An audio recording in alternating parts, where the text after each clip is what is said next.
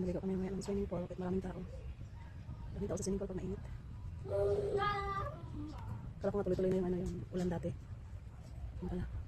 Ano pala yun?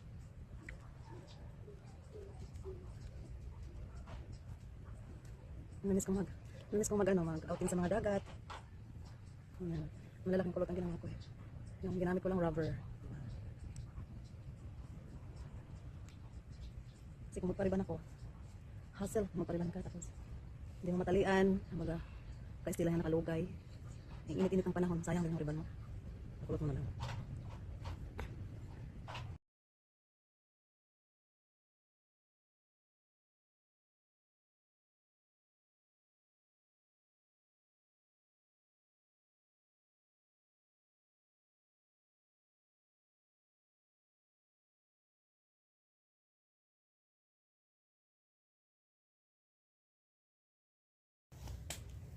So yan, natanggalin ko na yung kulot ko sa buhok.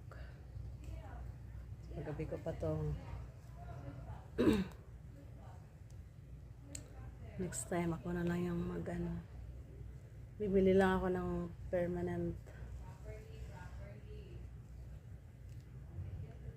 So yun, kahapon galing kami sa 13A visa ng asawa ko. Tapos ang Pilipino talaga, no, kahit nung una nang check up sa aming mga requirements, okay na siya. Pangalawa, okay na siya. Tapos nagbayad na kami ng pangalawa. Tapos yung pangatlo, doon na yung interview. Ayun. Hindi pa na-aprobahan yung visa niya. Maka-stay siya sa Pilipinas and